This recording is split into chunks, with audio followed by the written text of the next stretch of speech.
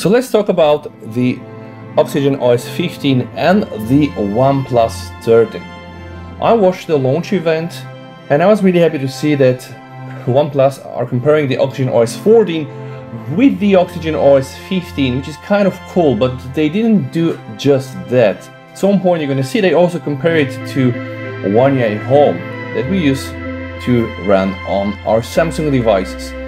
So I do believe it's really cool, it's really quick, and the animations are so next level compared to what I've seen on my Samsung phones, and I will wonder how this will perform in real life.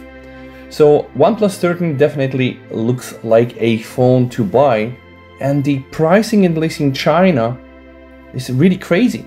Something like 600 to 700 euro, which is even 100 to 150 euro less than the Xiaomi 15 Pro.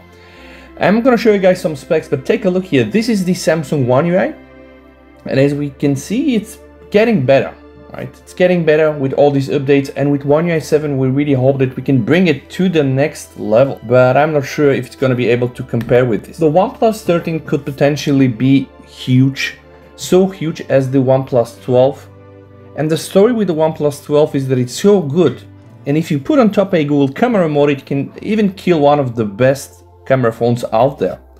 So the OnePlus 13 will have an ultrasonic fingerprint sensor, which is something that I like because I don't want to really get my eyes burned when I'm trying to unlock my phone. It's going to get also this crazy vibration motor. I would have the expectation for that thing to really rip my pocket apart. It's going to have also IP68, IP69 certified.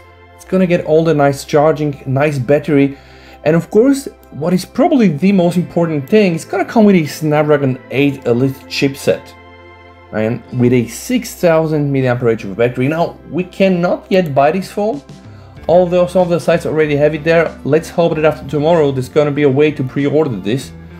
Chinese version with pre-installed Color OS, and I think there is a way to put the Oxygen OS on top of this, but just Color OS alone is going to be crazy smooth because I used that thing in the past on my Oppo phones and it was crazy. So it's going to be for sure the Qualcomm Snapdragon 8 Elite processor, UFS 4 internal storage, right? A nice 6.8-inch, it's QHD Plus with 120Hz refresh rate and LTPO and 1300 nits peak brightness, and I don't really need more if this thing is true and can reach it and hold it in HDR10.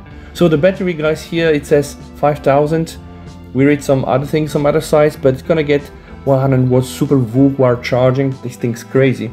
And if we are to check the cameras, the primary one is gonna be 50 megapixel using a Sony LIT808, which is good. Then a 50 megapixel JN5 and a 48 megapixel Sony for the rest of the cameras.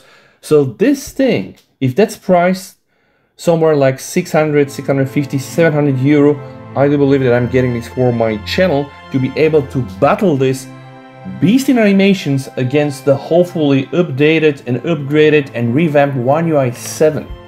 So definitely worth checking out this phone. Let me know, guys, what you think down below. Would you consider this, or let's say the Xiaomi 14 Pro? That is also out, but it has an OmniVision sensor. I'm not saying they're bad, and it's just a bit more expensive and etc. Let me know what you think down below in the comments. Stay safe.